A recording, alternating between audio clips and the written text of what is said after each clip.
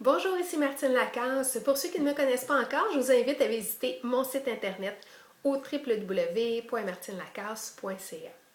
Aujourd'hui, je vous parle de l'anxiété et je vais vous proposer 3 astuces pour la gérer efficacement, donc en vivre moins souvent et de façon moins intense.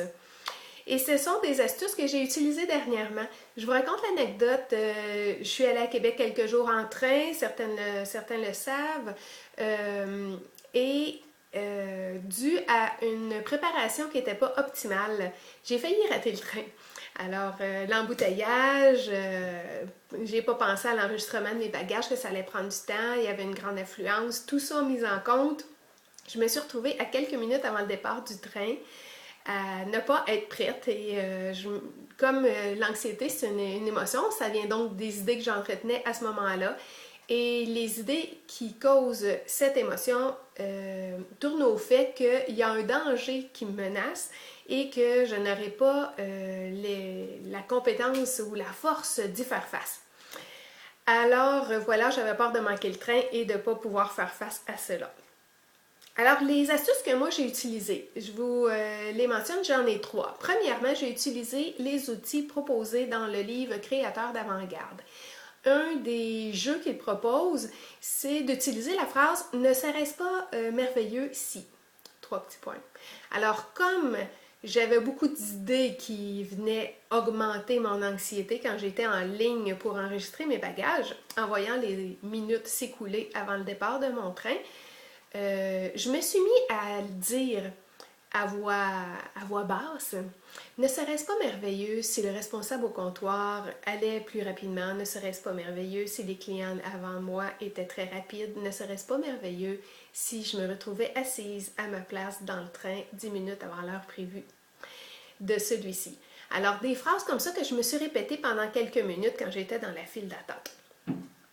Le deuxième truc, c'est donc de la visualisation.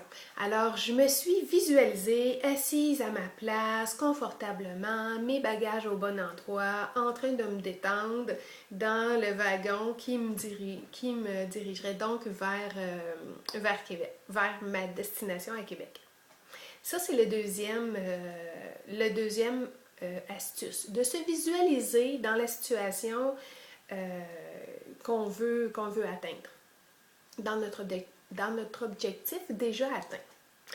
Et la troisième astuce qui a très bien fonctionné aussi pour moi, c'est de m'appuyer sur la réalité, sur les faits. Alors de regarder l'heure qui était, de compter les nombres de personnes qui étaient avant moi sans me faire d'idées à ce sujet-là.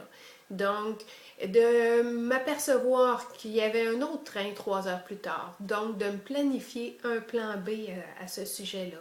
Et de voir donc les alternatives possibles. C'est venu diminuer mon anxiété. Puis ça n'a pas duré longtemps à ce sujet-là parce que avec ces 3 outils-là dont je vous parle, de changer mes idées, de visualiser avec l'objectif déjà atteint et de m'appuyer sur les faits, sur la réalité, me préparer des alternatives et voir ce qui était possible pour moi. C'est venu tout de suite modifier à la baisse le niveau d'anxiété que je vivais.